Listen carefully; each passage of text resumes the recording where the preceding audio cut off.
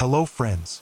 About 70% of the friends who watch my videos are not subscribed, and I would be very happy if you did. Also, don't forget to press the like button and leave your comments. Your interaction makes the content reach everyone and contributes to the growth of the channel. Thank you all. From which country or city do you follow the channel? The clown at the edge of the room. I live alone, but every morning, I find 2 used mugs on the kitchen counter in my guard shack. Not one, 2.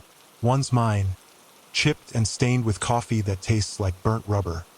Perfect for a guy like me. The other, spotless, white, like it's never known a drop of dirt. I don't own a mug like that, never have. I'm Tim Lowry, 38, night guard at Silver Pines Mall. A crumbling dump nobody's shopped in for 10 years. My life's a dull loop. Patrol the halls, sip lukewarm sludge, crash on a mattress that reeks of damp socks. That's me in a nutshell. First time I saw the second mug, I thought, okay, Tim, you're cracking up. Too many late nights, too much cheap beer. I brushed it off. Day 2, it was back. Day 3, same story. 3 weeks now, and every morning, there they sit. My grimy mug and that pristine white one, staring me down. I don't touch it. Something about it twists my insides, like it's got eyes. Yesterday, I snapped, grabbed the white mug, hurled it into the trash, and slammed the lid. Felt like a win. This morning, back on the counter, gleaming under the buzzing light, like I'd never touched it. I don't tell anyone. Who'd give a damn? My boss, Carl, would just snort and say, Tim, you're unhinged. Maybe he's on to something. Lately, I've been jittery, jumpier than a stray cat in the rain. Last night, I sat there, glaring at those mugs. The shack's a coffin 10 feet by 10, sink, microwave, TV with mall cameras. That fluorescent hum was drilling into my skull, relentless as a mosquito. I grumbled, this is bullshit, just to break the quiet. Then it hit me, a chuckle. Low, hoarse, like a kid with a cough. I whipped around, nothing. Just the empty shack, the TV spitting static, and those mugs sitting smug as ever. I rubbed my eyes, told myself it was sleep deprivation, but my hands wouldn't stop trembling. I'm not some coward. I faced down drunks, squatters, even a bat flapping around the atrium once. This was different. I grabbed my flashlight, swept the corners. Zip. The chuckle drifted again, softer, like it was sneaking off down the hall. I stood there, pulse racing, the silence stretching tight. That's when I spotted it. The white mug had a faint red mark, like a lipstick kiss. I hadn't noticed it before. I blinked, it vanished. Clean again. I'm not losing it. I'm not. But something's here with me. Something that chuckles in the shadows and leaves mugs I don't own.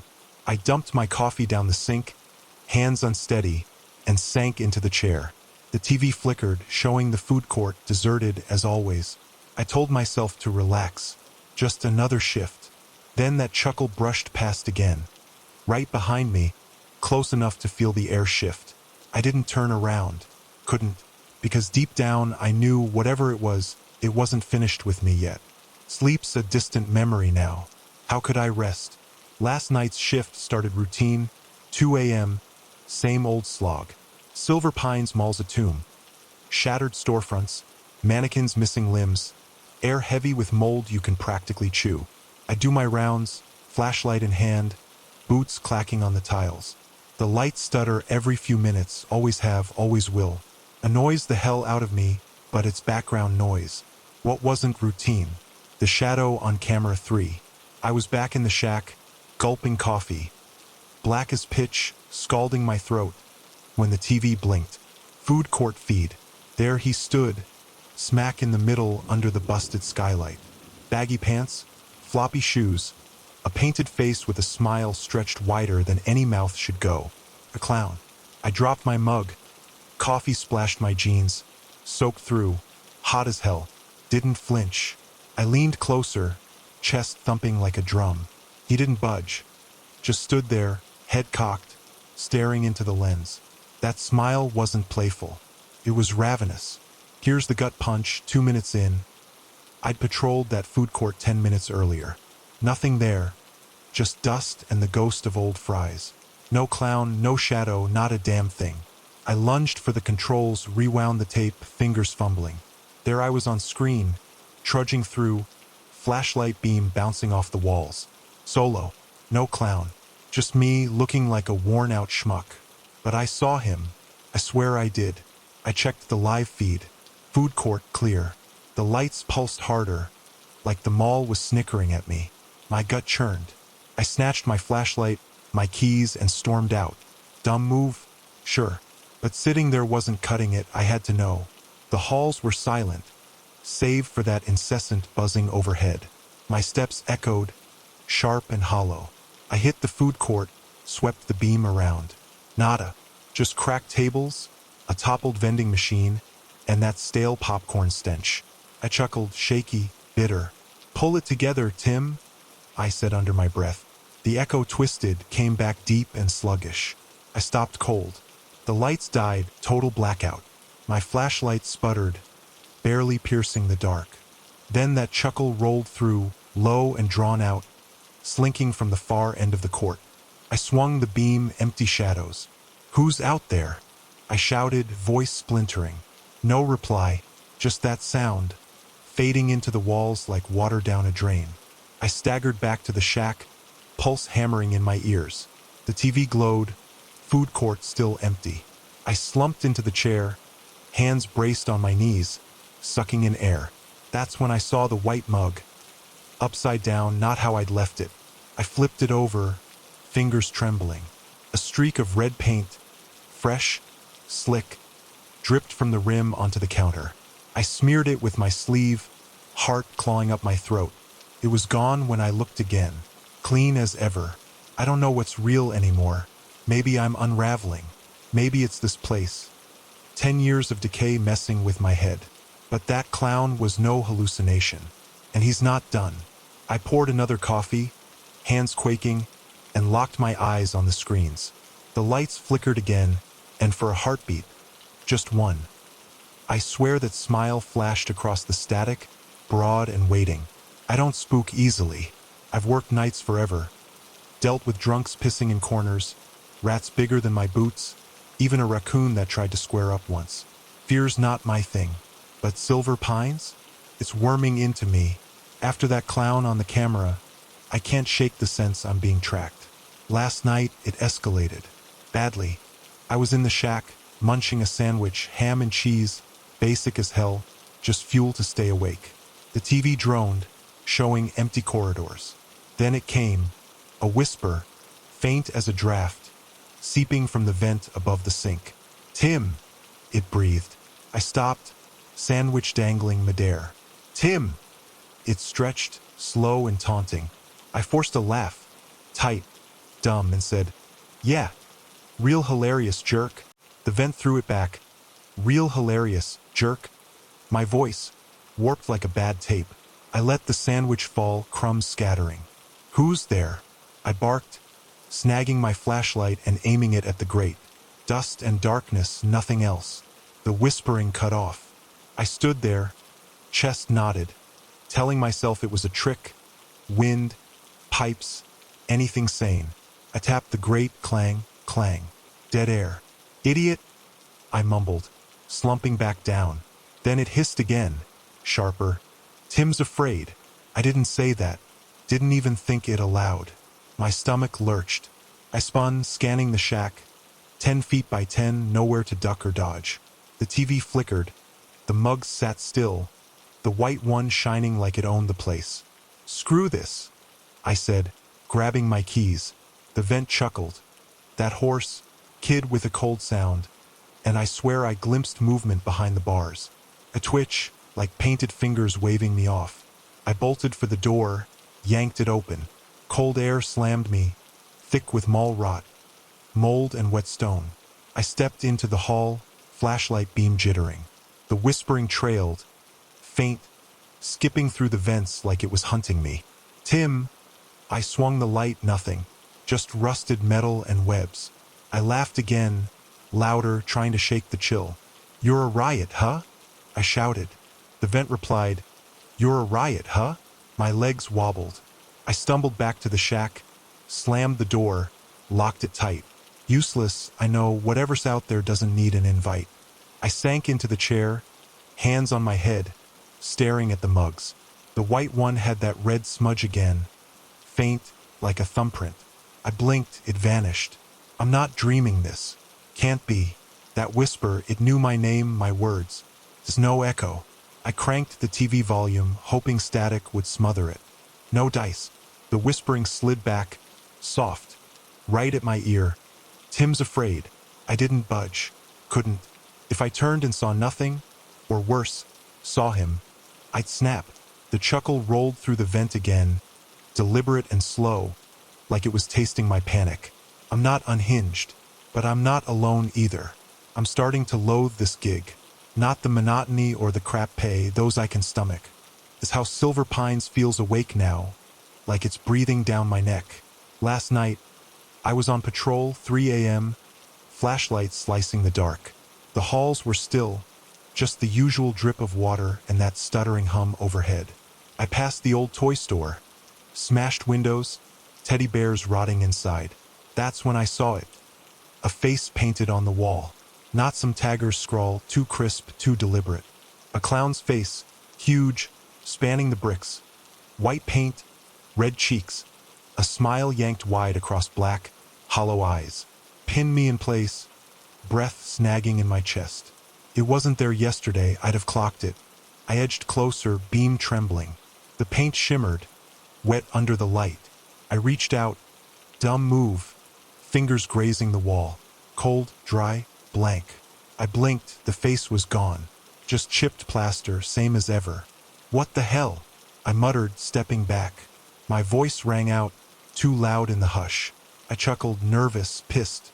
All right, Tim, you're hallucinating now. I turned to leave, and it hit, scuffing, like shoes dragging across tile, right at my heels. I spun, flashlight sweeping the hall. Empty.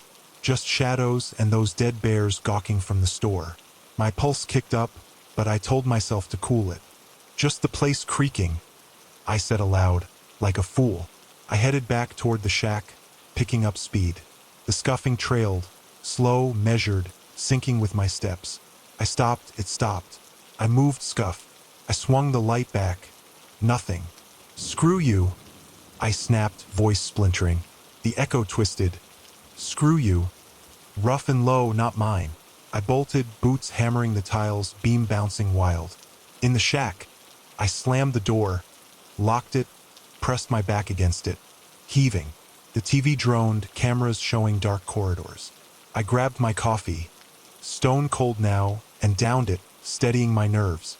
That's when I noticed the white mug, on its side, teetering at the counter's edge. I hadn't bumped it. I picked it up, hands shaky, set it straight. A thin red curve traced the rim, like a smirk. I wiped it off, gone. I slumped into the chair, staring at the screens, piecing it together. That wall painting, it was him, the clown from the camera, no doubt. But how? Why? I'm no ghost chaser, just a guy with a flashlight and a paycheck that barely clears rent. I rubbed my temples, muttering, "Get it together, Tim." The vent above cackled, long and raspy. "Tim's afraid," it breathed. I didn't respond. Couldn't. I flicked on the radio, static buzzing through. "Carl, you there?" I croaked. No answer, just noise. I tried again. "Carl, come on, man." The static warped, a voice slipping through. "Tim's afraid." I dropped the radio. It clattered across the floor. The cackle rolled again, louder, like it was perched overhead. I glanced up, nothing but the grate, dark and still.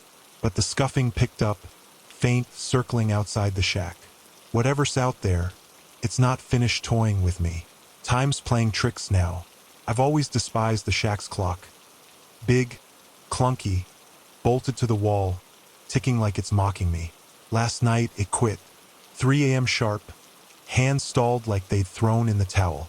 I caught it after the painted face mess, sitting there with my coffee, pretending I wasn't rattled. The shack was dead quiet. No buzzing lights, no dripping pipes. Just me and that clock locked at 3. I tapped it with my flashlight, nothing. "Worthless junk," I grumbled, smacking it harder. Still nada. I shrugged. Old mall, old gear, figures. Then I checked my phone. 3 a.m. dead on. I stared at it, waiting. 1 minute. 2. No change, still 3. My gut twisted. I stepped outside, peered at the skylight. Black as ink, fog smearing the glass. Back inside, phone still read 3. The clock loomed, smug and silent. I let out a shaky laugh. All right, universe, you've got me spooked. The vent hissed back. I'm spooked. My laugh choked off. I snatched the radio, palm slick. Carl, you there? Clock's dead. And something's wrong. Static. Then, something's wrong. In that gravelly whisper, I flung the radio, it cracked against the wall. Silence. I paced the shack, 10 steps one way, 10 back. The air felt dense, like wading through mud. I stopped at the sink, splashed water on my face. Icy, stinging my eyes.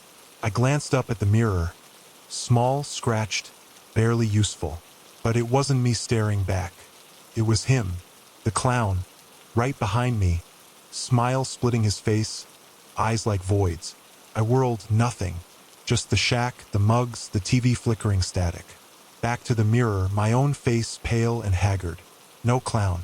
Christ, Tim, pull yourself together, I said, gripping the sink. The vent cackled, slow and deliberate. I ignored it, sank into the chair, stared at the screens. Food court, deserted. Halls dark, but the clock stayed stuck. 3 a.m. I tapped my phone, same. I sat there, time dragging like tar, the shack humming now, deep, vibrating through the walls.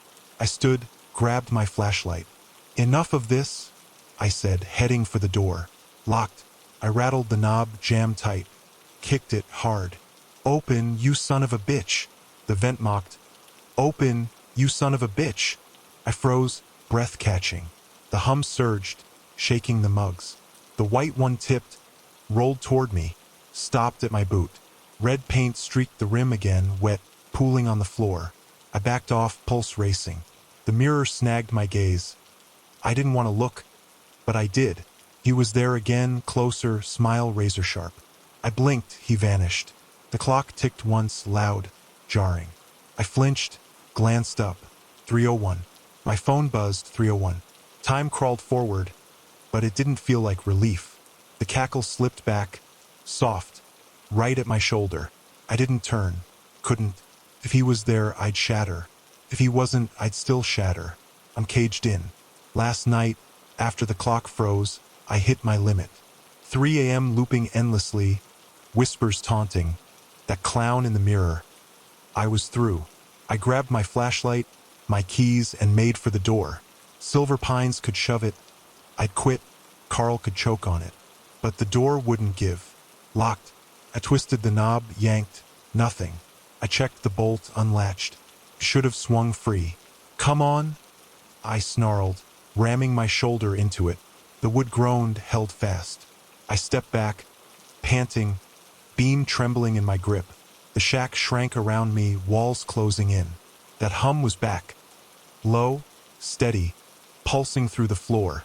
I kicked the door hard. Let me out, you bastard. The vent sneered. Let me out. Slow and taunting. I spun. Nothing but the TV, the mugs, the clock ticking like it was innocent. I snatched the radio. Cracked from last night, but I tried. Carl, you there? Doors jammed. Static drowned me. Then that cackle, sharp and close. I dropped it back toward the sink. The white mug stood upright again. Red smudge wiped clean. I didn't touch it. Wouldn't. I turned back to the door, jiggled the knob. Click. It swung open, easy as pie. I stumbled into the hall, cold air smacking me, thick with that mall stench, mold and decay. Fog coiled off the tiles, swallowing my boots. I swung the flashlight, dim, faltering. Perfect, I muttered, smacking it till it flared. That's when I saw him, the clown, 50 feet down, under a busted light, standing still. Baggy clothes, painted face, smile stretched wide. He didn't move, just stared, head tilted, like I was a puzzle he'd already solved. I stopped, breath fogging the air. What do you want? I shouted, voice bouncing off the walls. No answer. Just that smile, those empty eyes. I stepped back, scuff. Footsteps, slow, trailing me. Not mine. I swung the light behind, nothing. Back to him, he hadn't budged. My chest seized. Screw this, I said, turning to bolt. The shack door slammed shut, hard, final. I spun, he was gone.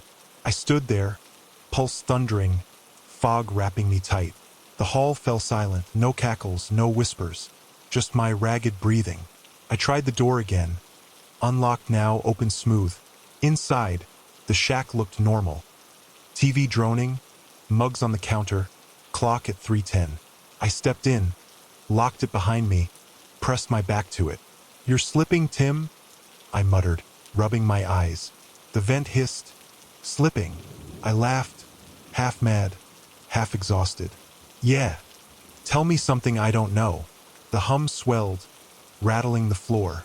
I grabbed my coffee, cold, sour, and chugged it, staring at the screens. The hall I just left empty, foggy. The white mug rolled toward me, slow, deliberate. I caught it. Red paint smeared my fingers, tacky and fresh. I wiped it on my jeans, throat tight. The door rattled behind me, soft, like a knock that wasn't sure. I didn't turn, couldn't. The cackle drifted through the vents again, faint, patient. I'm not trapped, the door's open now, but I'm not leaving, not yet, because whatever's out there, it's waiting. And I'm starting to think it's been waiting longer than I've been alive. I'm digging for answers now. Sitting still and waiting to snap isn't an option. Last night, after the door locked me in, I remembered the old security tapes. Silver Pines has a stash in the shack. They just coated in dust, from before it shut down 10 years ago.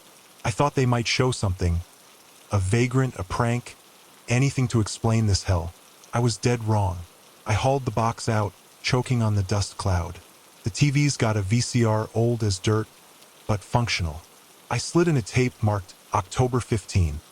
10 years back, last month the mall ran. Static buzzed, then the food court popped up. People wandering, kids with balloons, normal life. I fast-forwarded, timestamp climbing. 3 a.m. Lights out, deserted. Like now. I leaned in, sipping cold coffee, hunting for a clue. Then I saw it. Me, on the tape, pacing the food court, flashlight in hand. My jacket, my boots, my slouch, it was me. But the date was off. October 15? I didn't start here till 2 years ago, 2023. I rewound, played it again. There I was, clear as daylight, walking my route. Then the clown stepped in. Behind me, close, flashing that wide, twisted smile. I didn't turn on the tape, just kept moving, oblivious. I dropped the remote, coffee slopping over my hand. No chance, I whispered. The vent echoed. No chance. I ignored it, rewound again. Same deal, me, the clown, 3 a.m. The tape glitched, audio kicking in, my voice. Faint. Screw this. Then a cackle, sharp in my ear. On screen, I paused, glanced around. The clown vanished. Static roared, then black. I sat there, chest heaving, staring at the dead screen. That was me yesterday, not 10 years ago. But the tape said 15. I grabbed another, same label, same date. Slotted it in. Food court again, empty. 3 a.m. me again, walking. The clown again, closer, hand on my shoulder. I didn't flinch, just kept going. The cackle cut through, then my voice. Pull it together, Tim. The screen flashed. The clown's face filled it, smiling, eyes like pits. Static screamed. Tape died. I ripped it out, hands quaking. The shack went quiet, no whispers, no hum. Just the clock ticking, 3:20. I glanced at the mugs.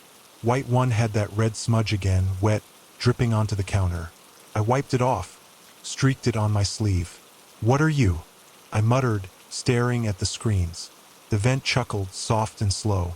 Those tapes aren't old, they're me now, somehow stamped wrong. And he's been there every step. I grabbed my flashlight, checked the hall, empty, foggy. The chuckle tagged along as I stepped back inside. Faint, like it knew I'd keep digging. I don't want to.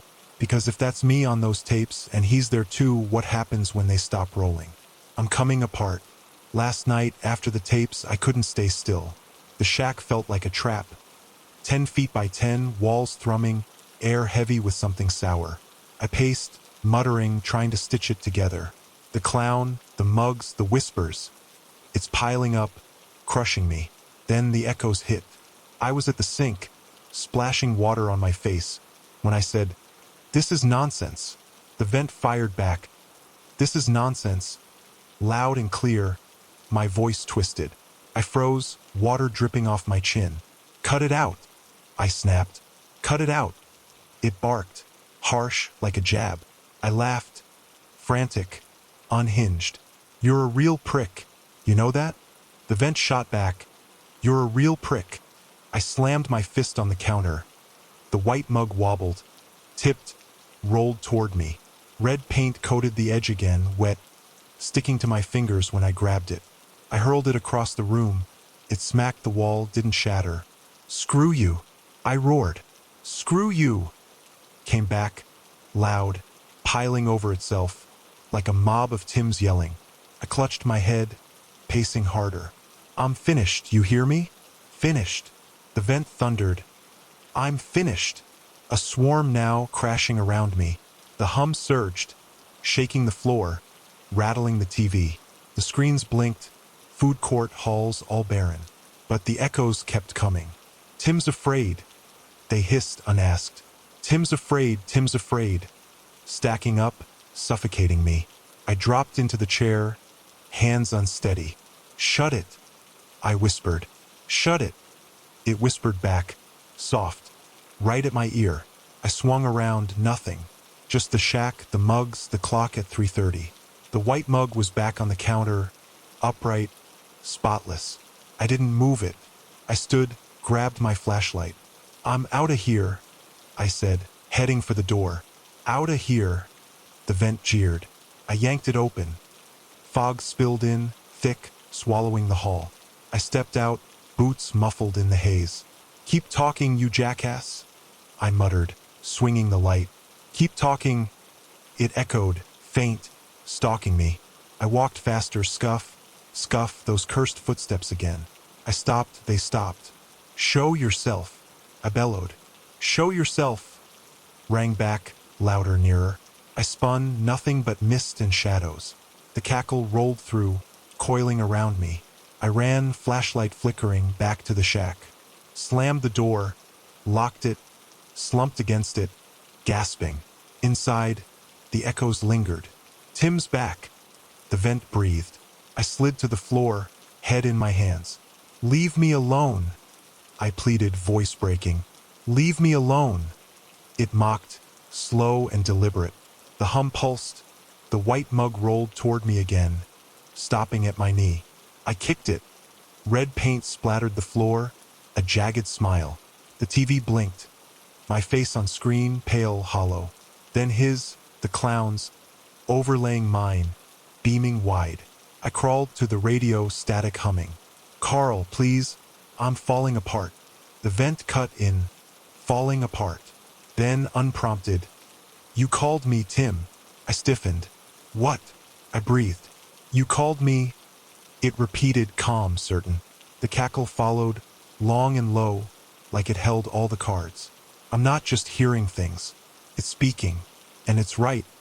I've been feeding this, every word, every freakout. I don't know how, but it's mine. And it's not letting up. I can't stay in the shack. It's a snare, a box where the walls taunt me. Last night, I grabbed my flashlight and ran. Fog or no fog. The mall's halls yawned wide, endless.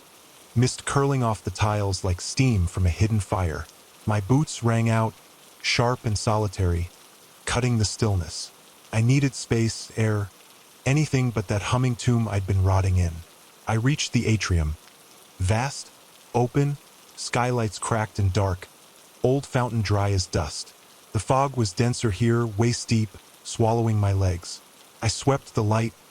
Shadows flickered, nothing solid. Then it hit, laughter. Not that hoarse cackle from the vents, high, playful, like kids darting around. It spilled from every corner, bouncing off the walls, flooding the air. I stopped, beam quivering. "Who's there?" I called. The laughter died. Quiet. I took a step, scuff. Another scuff. Those damn footsteps, pacing me. I spun, nothing but fog and broken benches. "Come on, you creep," I muttered. The laughter flared again, louder, nearer. I ran the light along the upper level, empty railings, dark stores. Then I saw him, the clown, leaning over the edge, beaming down at me. Painted face cutting through the mist, eyes black as coal. He didn't stir, just watched, head tilted, like I was the entertainment. I backed up, chest thumping. "What do you want?" I shouted. No reply, just that smile, wide and warped. The laughter swelled, dozens of voices now, swirling tight. I turned to bolt, something snagged my boot. I looked down, a photo faded, creased. Me, 10 years younger, standing in this atrium, grinning. Behind me, faint but unmistakable. The clown, hand on my shoulder, smiling. I dropped it, breath hitching. "No way," I whispered. The vent back in the shack had mimicked it. "No way." Here, the laughter devoured it, wild and loud. I staggered back, flashlight sputtering. The clown was gone from the railing. I swung the beam there by the fountain, standing still, watching. I blinked, he was closer, 10 feet. Blinked again, 5. That smile stayed fixed, growing sharper, crueler. I ran, fog clawing at me, laughter hounding. Down a side hall, past the toy store, the painted face still missing from the wall. My lungs burned, legs screaming, but I didn't stop. The footsteps chased, scuff, scuff. Quicker now. I hit a dead-end service door, rusted shut. I slammed into it, pounded the metal. "Open, damn it!" The laughter cut off. Silence. I turned slow, beam shaking. He stood at the hall's end, fog parting around him like a veil. "Tim," he said. First time he'd spoken, voice like gravel and honey. I didn't answer, just pressed against the door, flashlight slipping in my grip. He took a step, scuff. Another. That smile stretched wider, unnatural, cracking his face. The fog thickened, swallowing him, and he was gone. The laughter drifted back, faint, fading. I slid down, photo crumpled in my fist. That was me here years back, but I don't recall, and he does. I'm fraying at the edges. That photo me younger with the clown. It's lodged in my skull. Last night, I stayed out of the shack, roaming the mall like a stray. The fog never eased, cold and clinging, soaking my skin. I ended up by the old arcade. Smashed machines, cracked screens, a faint hum of dead power. That's when I saw it. A red balloon, floating midair, 10 feet down the hall. It wasn't tethered, wasn't drifting, just hung there, vivid against the gloom. My flashlight caught it, made it pulse like a warning light. I laughed, sour. "What's next, a big top?" The laughter answered. Not mine, that childish chorus, soft and haunting. The balloon bobbed, slow, gliding toward me. I stepped back, scuff, footsteps trailing. I spun, nothing, just mist and shadows. The balloon kept coming, steady, purposeful. Then it slammed me, a memory, raw and sudden. Me maybe 8 at a fair. Sticky hands, carousel music, a clown with a red balloon. He'd smiled at me, handed it over. I'd bawled, terrified, dropped it and bolted. Mom brushed it off, called me dramatic. But that smile, it was him. Same wide jaw, same dark pits for eyes. The balloon stopped, hovering inches from me. "No," I breathed. It burst sharp, loud. My voice spilled out, "No," weak, trembling, like that scared kid. I lurched back, heart slamming. The laughter surged, ringing through the arcade. I swung the light. There he was by a busted Pac-Man, watching, smiling. "You," I said, voice quaking. "You were there." He didn't reply, just tilted his head, smile yawning wider. The fog thickened, curling around him. I blinked, he vanished. The laughter faded, replaced by a thrumming, deep and alive, like the mall was stirring. I turned to run. Another balloon floated up, red and glossy, blocking my path. It popped. Screw this. My voice rasped, stolen from last night. I froze chest tight. What are you doing? I yelled. No answer, just another balloon, rising from the dark. Pop, Tim's afraid. It whispered, my words thrown back. I swung the flashlight, wild, frantic. He stood there again, closer, 10 feet off, holding a balloon. Smile wide, eyes fixed on me. I bolted, past the arcade, down an unfamiliar hall. Balloons rose 3, 4, bursting in sequence. Pull it together, my voice hissed. Leave me alone, it begged. All snatched. The footsteps hounded, scuff, scuff. Fast now. I hit the atrium again, fog choking the air. He stood by the fountain, balloon in hand. Pop, you called me, my voice said, cold and sure. I dropped to my knees, flashlight clattering. I didn't, I muttered. The laughter circled, soft, relentless. He stepped closer, scuff, fog swirling. Didn't I? I mumbled, half to myself. The photo, the fair, the clown. It's been me all along, hasn't it? Feeding him, summoning him. He stopped, 5 feet off, balloon hovering. Pop, yes, my voice said, final. The smile split his face, and the fog swallowed him. I'm not just haunted. I'm the spark. I'm out of moves. Last night, after the balloons, I stayed in the atrium, fog cloaking me like a shroud. My flashlight's fading, sputtering, weak, but I don't care. I sat by the fountain, photo in hand, staring at that younger me, the clown looming behind. It's not just a memory, it's a root digging up through me. He's mine, always has been. The fog grew heavy, pressing my ribs. I heard him before I saw him, scuff, slow and sure, circling me. Tim, he said, voice like shattered glass, slicing the haze. I didn't look up. What do you want? I muttered, crushing the photo. He stepped closer, scuff. Fog parting to reveal that smile, wide and slick, eyes black and bottomless. You, he rasped. First word not echoed from me. I laughed, raw, jagged. Me? What's that mean, huh? You've been screwing with me for weeks. He tilted his head, smile stretching. You called, he said, slow, savoring it. The fog pulsed, thrumming loud in my skull. I didn't call anything, I snapped, standing. He didn't budge, just watched, balloon floating beside him, red and still. You did, he said. Every night, every dread. I swung the flashlight, dim, useless. That's crap. I was a kid, you spooked me, fine. But this, I gestured at the mall, the fog, him. This isn't on me. He stepped closer, scuff. Near enough I smelled him. Paint, rot, a sick sweetness. You held on, he said, voice sinking low. You kept me. The balloon popped. Tim's afraid. My voice hissed, ringing around us. I backed up, tripping over the fountain's rim. I didn't keep you. I forgot you. He smiled wider, impossible, cracking his face. No, he said. You fed me. Every shift, every curse, every cry. The fog tightened, gripping my throat. I saw it then. Flashes in the mist. Me raging at the vents. Me tossing the mug. Me fleeing shadows. All me, all fuel. You're not real, I whispered, clutching the photo. He leaned in, scuff. Face inches away, breath cold and rancid. Real enough, he said. You made me. The fog swirled, showing that fair again, me sobbing, dropping the balloon. Then here, pacing the shack, muttering, terrified. You never stopped, he rasped. Never were alone. I slumped back, head reeling. Then why now? I asked, voice thin. He straightened, smile softening, almost mournful. You stayed, he said. Here, with me.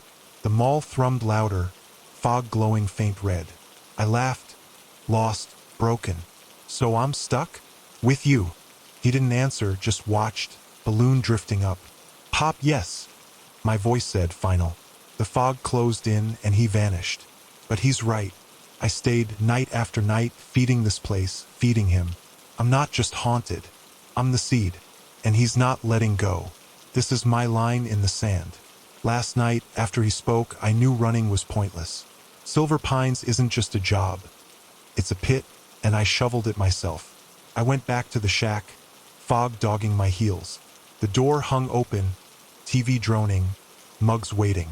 Two mine, chipped and grimy, and the white one, clean, taunting. I grabbed a gas can from the closet, half full, plenty. "You're finished," I said, sloshing it over the counter, the chair, the walls. The vent cackled, soft, knowing. "Finished," it echoed. I kept pouring, the stink stinging my eyes. "You hear me?" I shouted. "I'm torching this dump, and you're going down with it." The thrumming surged, shaking the floor. "Going down," the vent sneered. I pulled a lighter from my pocket. "Cheap, flickers half the time." "Laugh at this," I muttered, striking it. Flame caught, small but fierce. I tossed it. Fire erupted, licking the gas, spreading fast. The white mug tipped, rolled through the blaze, and scathed. I laughed, wild, triumphant. "See ya, freak," the vent hissed. "See ya." I bolted, flames roaring at my back, heat searing my neck. The hall glowed orange, fog swirling, red-tinged now. I ran, boots pounding, dead flashlight in hand, toward the exit, 50 feet off. Scuff. I stopped, breath snagging. He stood there. End of the hall in the fog, smile wide, eyes black. Firelight danced on his painted face, but he didn't flinch. "You're done," I said, voice trembling. He tilted his head, balloon drifting beside him. "Done," he rasped. My voice warped through his. The fog pulsed, thrumming deafening. I took a step. Exit right there, glass doors fogged but close. Scuff. He was nearer, 10 feet, smile splitting wider. I sprinted, full tilt, lungs screaming. The doors loomed, locked, always locked at night. I crashed into them, hammered the glass. "Open," I yelled. "Open," he echoed at my shoulder. I spun, he was there, 5 feet, balloon hovering. Fire roared closer, smoke clawing the air. "You can't stop me," I said, kicking the glass. Cracked once, twice shattered. Cold air flooded in, fog spilling out. I stumbled through, hit the pavement, coughing, laughing. "I'm free," I gasped, glancing back. The shack burned, flames licking the roof, fog pulsing red. He stood in the doorway, untouched, smiling. "Free," he said, soft, final. The balloon popped. "You called me," my voice whispered. Sirens wailed, faint in the distance. I crawled away, the mall blazing behind me. I made it to my truck, hands shaking, fired it up, drove 10 miles, didn't look back. Home, crappy apartment, warm beer in the fridge. I crashed on the couch, dizzy with relief. "It's over," I told myself. "He's Ash." I chuckled, spent, free. Then I heard it, a cackle low from the kitchen. I stopped breathing, stood slow, walked over. 2 mugs on the counter, mine chipped and the white one clean. A third beside them, red, smeared with paint, smiling back at me. The fog's gone. The mall's gone. But he's not. And I don't think he ever will be. The scratches. All right, let's get one thing straight right off the bat. I'm Lily and I dance. Or more accurately, I strip. Don't judge. Okay? Pays the bills and keeps a roof over my head. That roof happens to be above a creaky, slightly haunted-feeling apartment in a not-so-great part of town. Perfect for a dancer, right? And the club? The velvet curtain. Picture a place that time forgot, draped in red velvet that probably hasn't been cleaned since the 1970s. Dim lighting, sticky floors, and the air thick with cheap perfume and desperation. Yeah, that kind of place. But hey, it's a gig. So here's the thing. Started about a week ago. I woke up one morning and there were these scratches on my bedroom wall. Just a few thin lines. I figured it was the building settling, or maybe my asshole cat. Lucifer, ironic name, right? Being a menace. But then, the next morning, there were more. Longer, deeper. They looked almost deliberate. I tried to ignore it, rationalize it. I told myself I was just stressed about rent, about the creeps at the club, about everything. But last night was different. I went to bed, the scratches were there, but nothing too alarming. This morning, the wall looked like something had been clawing at it all night. 5 long, bloody-looking gashes running almost the entire length of the wall. And the worst part? I could swear they weren't there when I went to sleep. My heart's pounding just thinking about it. This isn't just some weird building quirk. Something's going on. And I have a really, really bad feeling about it. I need a drink. And maybe an exorcist. The velvet curtain. My sanctuary, my hellhole. Tonight, it felt more like the latter. The usual clientele were there. Lonely guys looking for a connection, or at least the illusion of one. Drunk businessmen celebrating something they'd probably regret in the morning, and the occasional creepy dude who made my skin crawl. But tonight, there was something else. I could feel it. A weight, a presence. Like someone was watching me. Not in the usual horny guy staring way, but watching. I was on stage, doing my thing, trying to lose myself in the music. Fake a smile, gyrate, try not to make eye contact with anyone for too long. But I couldn't shake the feeling. Then I saw him. In the back, near the shadows, was a man. Average height, average build, nothing really stood out about him. Except his eyes. They were fixed on me, unblinking, like he was trying to see right through me. It wasn't lust, it wasn't admiration. It was intense. I tried to look away, but I couldn't. My body moved mechanically, but my mind was racing. Who was this guy? What did he want? After my set, I decided to be brave or stupid. I went to the bar and asked the bartender, Tony, if he'd seen the guy. Tony's seen everything. He just shrugged and wiped down the counter. Lots of guys watch you, Lily. It's your job. No, this was different, I said. He was intense. Tony sighed. Look, kid, this place attracts all sorts. Just ignore him. If he gives you trouble, let me know. But ignoring him wasn't an option. I scanned the crowd, but he was gone. Vanished. Like he was never even there. That's what scares me the most. Felt like a warning. Okay, so the scratches are getting worse. The creepy guy disappeared. And now I'm hearing things. Great. Just great. It started subtly. During my routines, I thought I could hear a faint whisper. Like someone was trying to say something to me, but their voice was too quiet to make out. At first, I dismissed it as the music, the ambient noise of the club, maybe even just my imagination running wild. But it's gotten louder, more persistent. Now, I can hear it even when the music's blasting. It's a low, breathy whisper, right in my ear. It's unsettling. It sounds familiar, too, like I've heard the voice before, but I can't place it. It's driving me crazy. Last night, I was doing my final set. The lights were low, the music was pumping, and the whisper was there, louder than ever. I tried to focus on the routine, on the money I needed to pay rent, on anything but the voice. But then it said something. I couldn't make out the words, but the tone, it was full of sorrow, of regret. Like the voice was trapped, desperate to be heard. I almost stopped dancing.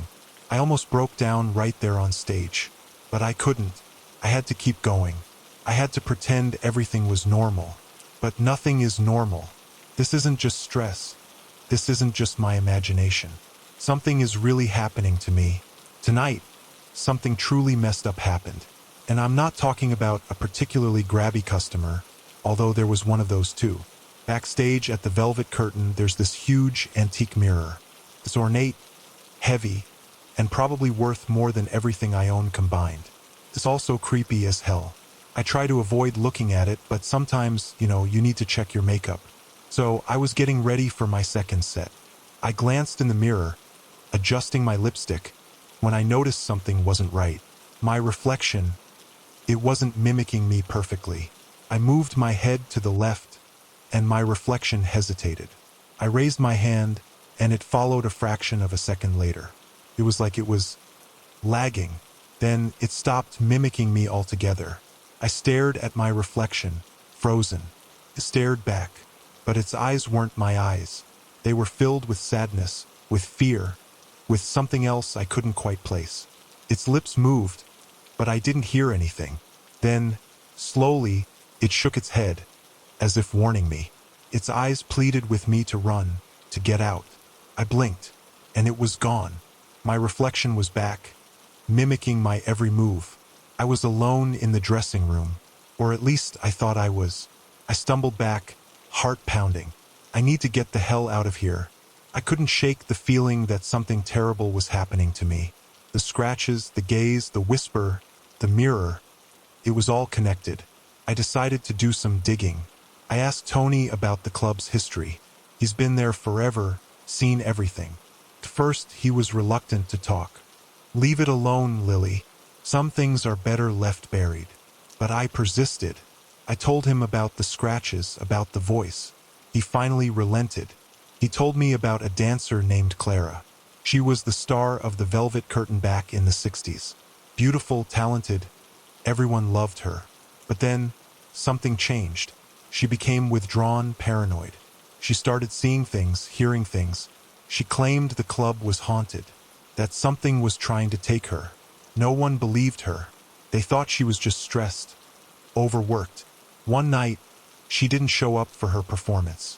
They found her dead in her dressing room, an apparent suicide. But Tony said there were rumors, whispers that it wasn't suicide at all, that something darker was at play. He said Clara had become obsessed with an antique mirror in the dressing room. The same mirror I saw my reflection acting strangely. He told me that some said Clara had made a deal with something she couldn't control. This mirror might be the key to everything that is happening with me. This place has a much darker past than I could have imagined. I have to know more. Sleep hasn't been easy lately, but last night was a whole new level of messed up. I dreamt I was Clara. I was standing on the stage of the Velvet Curtain, bathed in the warm glow of the spotlight. The crowd was roaring, their faces blurry and indistinct. I felt a thrill, a power, a sense of belonging. But then the feeling shifted. The warmth turned to heat. The roar turned to a murmur. The faces in the crowd became twisted, grotesque. I felt a cold hand grip my heart. I tried to run, but I couldn't move. My feet were rooted to the stage. A voice, deep and guttural, echoed through the club. Spoke my name, but it wasn't my name. It was Clara's. The lights flickered, then went out. I was plunged into darkness. I could hear the whispers now all around me, closing in. They were saying things, horrible things, things I can't even bring myself to repeat. Then, I felt a presence behind me. Cold, clammy hands reached out and wrapped around my throat. Couldn't breathe. I struggled, but it was no use. I woke up screaming, drenched in sweat. My heart was pounding. Felt so real, so terrifying. I wasn't just seeing Clara's ghost or hearing her voice. I was her. It's like I am being forced to relive her last days. And I don't know why. After the dream, I knew I needed to find out everything about Clara. I went back to Tony and pressed him for more information. He was hesitant, but finally, he told me about Clara's diary. Apparently, after her death, the club owner at the time found a diary in her dressing room. It detailed her experiences at the Velvet Curtain, her growing paranoia, and her obsession with the mirror. But the owner, wanting to avoid scandal, locked it away in the club's basement. Tony helped me sneak into the basement. It was damp, dusty, and filled with cobwebs. But after searching for what felt like hours, we found it. A small, leather-bound diary, tucked away in a box. I took it back to my apartment and started reading. Clara's words were chilling.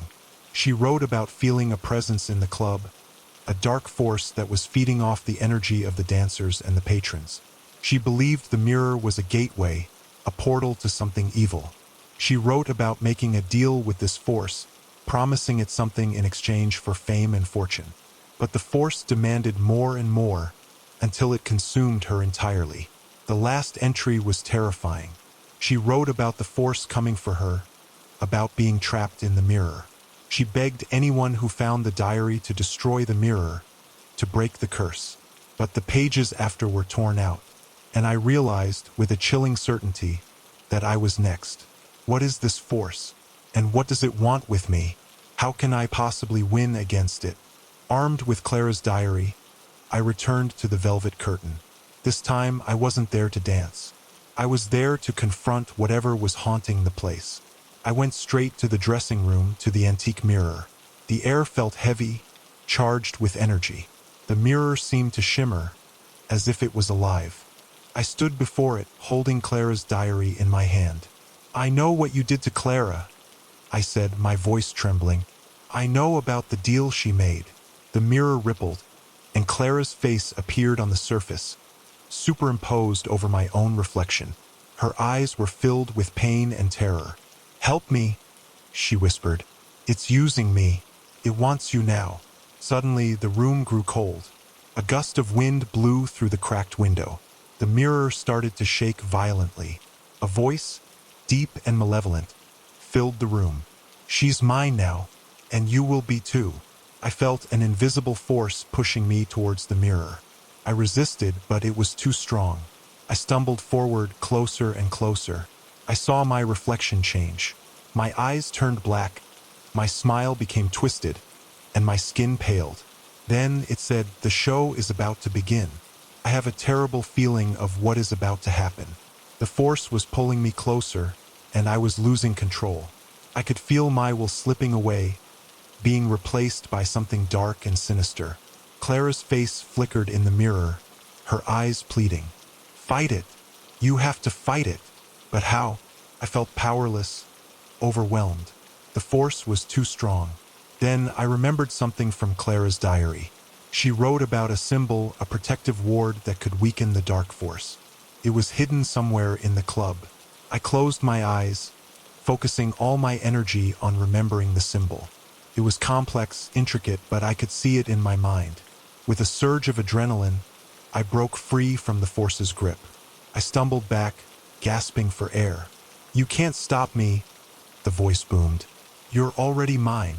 But I wasn't listening. I started searching the dressing room, frantically looking for the symbol. Time seemed to slow down. I have to find the symbol and survive, otherwise I will be another Clara. I searched desperately, my fingers tracing the ornate carvings on the mirror frame, the dusty shelves, the peeling wallpaper. Finally, my hand brushed against something hidden behind a loose panel. It was a small, metal amulet, engraved with the symbol from Clara's diary. I grabbed it, my heart pounding. As soon as I touched it, the amulet glowed with a bright light. The force recoiled, screaming in agony. The mirror shattered into a million pieces. Clara's face disappeared. The darkness receded. The velvet curtain was silent. I stood there, panting, exhausted, but alive. I had survived. I had broken the curse. I left the club and never looked back. I moved to a different city, got a different job. I tried to forget everything that had happened, but I couldn't. The memory of the velvet curtain, of Clara, of the dark force, haunted me every night. The scratches on my wall disappeared, but sometimes, late at night, when everything is quiet, I still hear a whisper. It says, "We'll be back." And I know, deep down, that it's not over. The darkness is still out there, waiting, watching.